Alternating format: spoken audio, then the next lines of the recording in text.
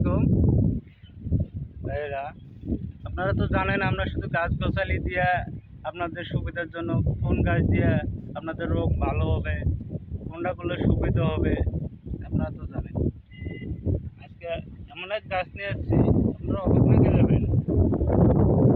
আর আমাদের গাছগাছালি দিয়ে যদি কারো উপকার হয় তাহলে অন্য কোনো ভাইক দেখার সুযোগ করে দিবেন। আপনারা যদি সুযোগ করে দেন তাহলে সেই ভাইয়ের উপকার হইব। এটা বলছি যাতে লোকজনের সুবিধা হয়। যাদের জ্বর, দীর্ঘদিন যাবৎ জ্বর, অনেক ওষুধপাতি খাইতেছে, কমতেছে না, কমে আবার আসে। এক ধরনের জ্বর আছে, আমরা কই কাল জ্বর। এই জ্বর সহজে যাবার চায় না। এই জ্বরে অবস্থা টাইট করে শুধু এই জ্বরের জন্য। যাদের দীর্ঘদিন যাবৎ জ্বর আছে তাদের জন্য এই দেখেন, আপনারা কি করবেন, মধু নেবেন, মধু নেবেন। আর এই যে গাছ, এই যে গাছ, এটা হচ্ছে মেহগনি গাছ। এই যে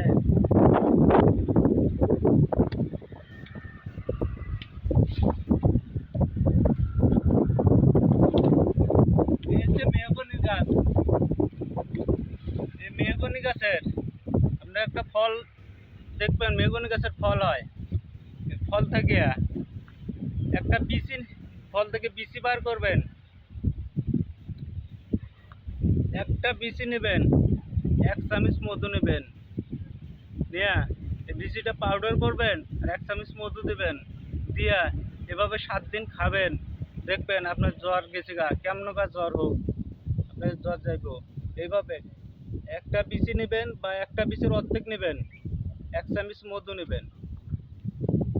আর এই মেহগনি গাছের বিচিটা ফাটাইলে একটা বিচি পাওয়া যায়, অনেকগুলো বিচি পাওয়া যায়। এর মধ্যে আপনি একটা করে বিচি ছিললে এর মধ্যে একটা বিচি ভাগ করবেন, অর্ধেকটা বিচি নেবেন, 1 চামচ মধু নেবেন, এবং 7 দিন খাবেন। খাইলে আল্লাহর রহমতে আপনার আর জ্বর থাকবে না। আপনার যদি খাওয়ার রুচি না থাকে আপনার এটাও ঠিক হইব। আপনার শরীরে যদি ক্লান্তি ভাব থাকে এটাও ঠিক হইব। আপনারা বুঝতে পারছেন আমরা কি করছি? যদি এই যে গাছ, গাছের মধ্যে এমন কোনো জিনিস নাই গাছ গোছালে দিয়ে না হয়। সব কিছু আল্লাহ পাকের খেলা। আল্লাহ পাক চাইলে কি না পারে। দীর্ঘদিন যাবৎ জ্বর, আপনারা এই কাজটা করে দেখবেন, আল্লাহর রহমতে আপনাদের জ্বর যাইবে, আপনাদের কেউ যাইতে হবে না।